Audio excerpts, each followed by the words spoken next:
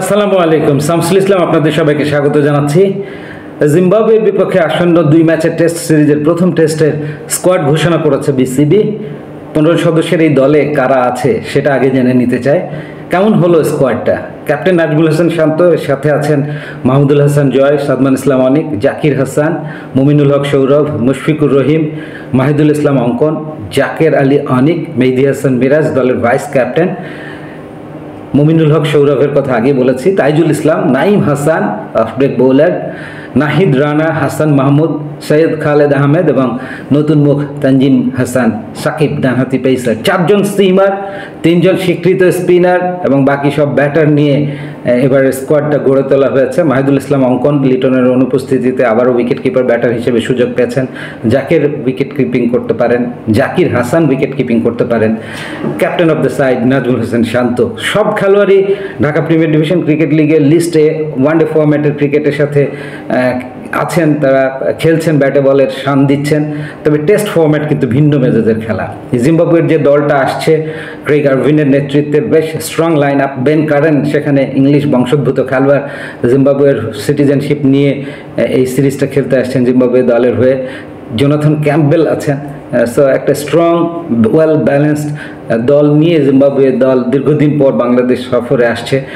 তাদের বিরুদ্ধে হোমে আমরা খেলছি, ডেফিনেটলি অ্যাডভান্টেজিয়াস পজিশনে বাংলাদেশ থাকবে। তার মানে এই নয় হেসে খেলে আপনি উড়িয়ে দিতে পারবেন।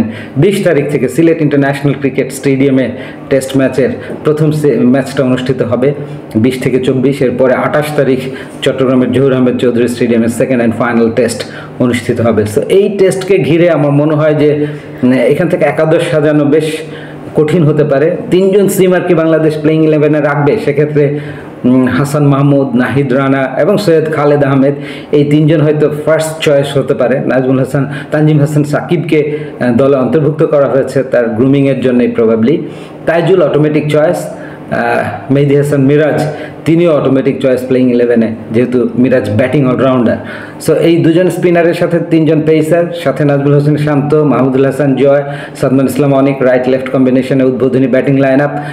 শান্ত টপ অর্ডারে ব্যাট করবেন, মুমিনুল টপ অর্ডারে ব্যাট করবেন, মুশফিক শততম টেস্টের দ্বার প্রান্তে রয়েছেন আর মাত্র 4টা টেস্ট খেললে তিনি সেই সুযোগটা নিতে পারবেন। সো প্রথম বাংলাদেশি হিসেবে সেই সুযোগটা তিনি গ্রহণ করতে চান অ্যান্ড ডেফিনেটলি তারপরে হয়তো টেস্ট ম্যাচ ক্রিকেটকে এই বছর শেষেই তিনি বিদায় জানিয়ে দেবেন সব ধরনের ফরম্যাটকে। অলরেডি টি20-তে, ওয়ানডেতে নির্বাচনের জন্য অ্যাভেলেবল নন জানিয়ে দিয়েছেন মুশফিকুর রহিম। মাহমুদুল্লাহ রিয়াদও টুইট করেছেন সব ধরনের ফরম্যাট থেকে। সো আমাদের যে 5 স্টলওয়ার্ডস ছিল সাকিব, তামিম, মাশরাফি, মাহমুদুল্লাহ, মুশফিক, এদেরকে ক্রমাগত আমরা হারিয়ে ফেলছি। এক মুশফিকুর রহিম ছাড়া আর কেউই দৃশ্যপটে এখন নেই। হোপ বাংলাদেশ 2 ম্যাচের এই টেস্ট সিরিজটা জিতবে।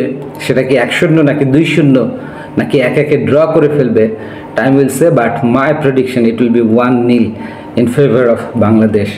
Stay tuned with Samsul Islam sports commentator and thanks for watching.